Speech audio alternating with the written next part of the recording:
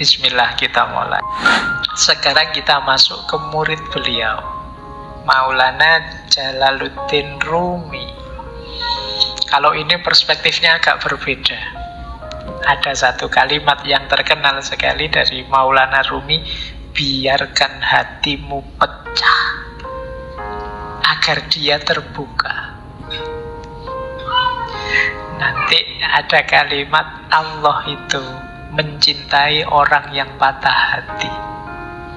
Tadi sudah saya jelaskan ya, ada beberapa hadis yang maknanya adalah Allah itu bersama orang lemah, bersama orang terpinggirkan, bersama orang yang sengsara.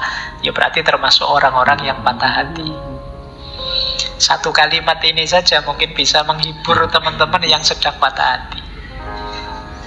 Jadi kalau sedang patah hati, alhamdulillah berarti sekarang aku dicintai oleh Allah. Makanya dibawa ke dunia patah hati. Kenapa menurut Maulana Jalaluddin Rumi dia malah meminta kita biar saja hati kita pecah? Beliau mengilustrasikan begini. Kata beliau begini, engkau menginginkan sedikit air dalam kendi tanah liat, tetapi kemudian engkau memecahkannya. Air itu akan bergabung kembali dengan danau dari mana dia berasal. Ego kita mencoba untuk mencegah pertemuan itu dan selalu menolak saran siapapun tentang perlunya pertemuan. Jadi kita ini seringkali yang sangat jadi perhatian kita adalah keinginan kita, hasrat kita, nafsu kita, ambisi kita, yang kadang-kadang tidak terpenuhi. Itu yang disebut hati kita terus pecah, patah. Ketika hati kita patah, mengalirlah air menuju ke yang sejati. Sejatinya air kemana? Ya ke sungai. Sebenarnya ketika hati kita patah, itu jiwa kita terbuka jalan untuk kembali ke yang hakiki. Saat itu kita diingatkan, kembali ke Allah yang lebih hakiki. Tetapi ego kita yang menahan perjalanannya air itu.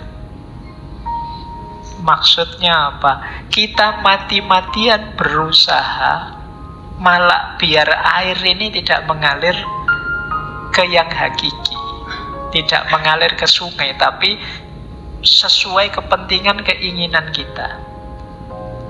Ketika kita kecewa, misalnya patah hati ditinggal pasangan kita, itu kan kita justru energi paling besar yang kita lakukan adalah gimana caranya agar bisa balik kembali. Kita lupa bahwa ada proses yang lebih ideal, yaitu kembali kepada Allah. Nah, kata Maulana Rumi, tujuan utama latihan-latihan spiritual dalam tradisi manapun, baik timur maupun barat, adalah untuk memungkinkan kita mengatasi keberatan yang diajukan oleh ego, sehingga kita dapat melanjutkan perjalanan kita ke samudra persatuan. Jadi ketika kita belajar tasawuf, melatih batin, suluk lewat para mursyid, lewat tradisi-tradisi tirakat dan lain sebagainya, itu sebenarnya melatih ego kita. Wahai ego, jangan ke sana. Ada jalan yang lebih hakiki, yaitu ke ranah ilahiyah. Nah, jadi ilustrasi dari Maulana Rumi itu, perjalanan batin kita itu seperti air dalam kendi. Air dalam kendi itu kan tujuannya untuk kita minum. Kita minum itu berarti untuk memenuhi keinginan kita.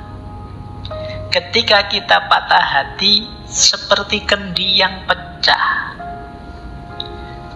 Berarti apa? Yang semula untuk memenuhi keinginan kita sekarang keluar, mengalir.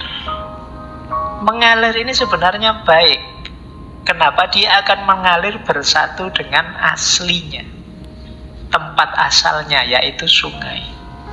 Tapi kita yang sudah terlanjur punya nafsu untuk minum, ini ego, biasanya mati-matian gimana caranya air ini tidak mengalir ke sungai, tapi memenuhi kehausan kita.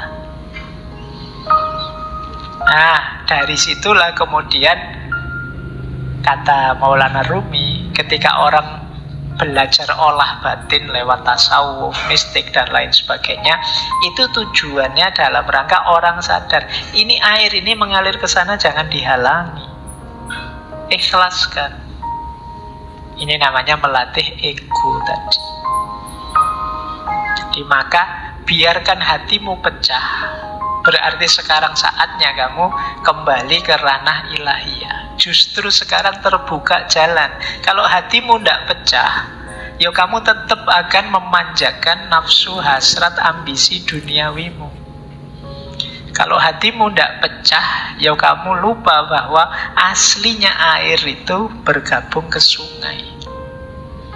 Jadi inilah salah satu ilustrasi dari Maulana Jalaluddin Rumi. Makanya beliau bilang, biarkan hatimu pecah agar dia terbuka